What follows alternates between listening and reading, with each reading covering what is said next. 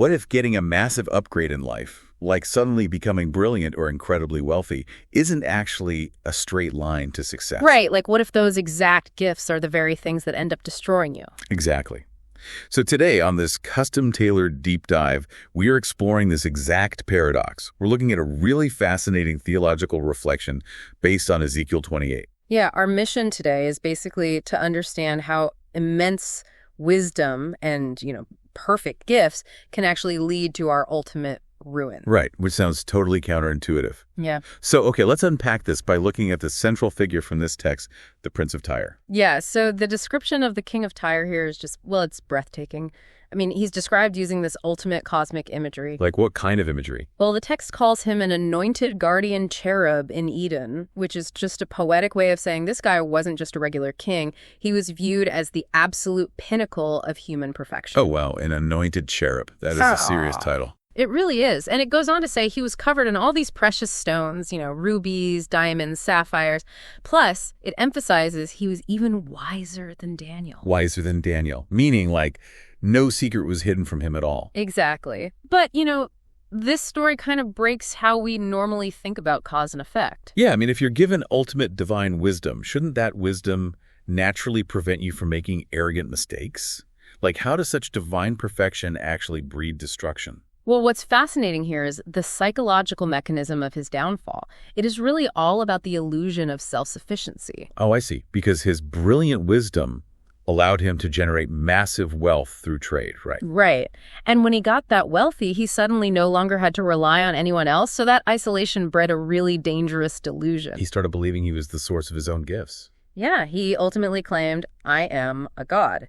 And because of that intense arrogance, the text says God brought ruthless foreigners to just completely defile his splendor and turn him to ashes. Man, that is intense. No. And if you're listening to this and thinking, wait, that doesn't really make sense, you are definitely not alone. No, not at all.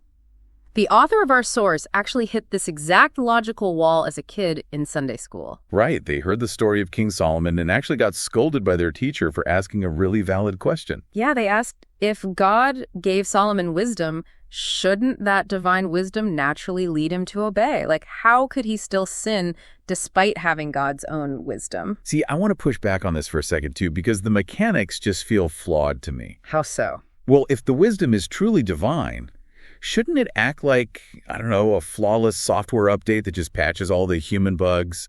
Or is it more like pouring pure, pristine water into a dirty glass where the water is just immediately contaminated by the vessel? Oh, that second one. The dirty glass analogy is exactly it. Wait, really? Not the software update? No, it's definitely the vessel. And the author realized this years later as an adult, while arduously learning Hebrew through English at a U.S. seminary. Oh, wow. Learning Hebrew through English. That sounds incredibly difficult. Yeah, it was a struggle. But they were studying Old Testament sacrificial systems, looking at the stark contrast between God's perfect holiness and human impurity. And that is when the epiphany hit them. Exactly. They realized that God's pure wisdom has zero flaws. The problem is the unholy, proud human heart that is receiving it. Ah, so when the heart is driven by pride, it acts like that dirty glass. Right.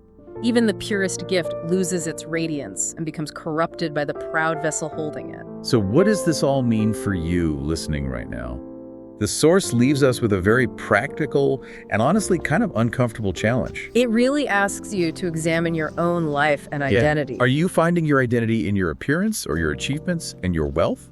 Or are you using those gifts to serve others humbly? Because if we connect this to the bigger picture, true restoration requires laying down our pride. We have to realize we are just the vessel holding the water. Right. The vessel needs constant cleaning so the gifts can actually be used for their intended purpose, not just to inflate our own egos. Totally. So we'll leave you with this final thought to mull over today as you go about your day.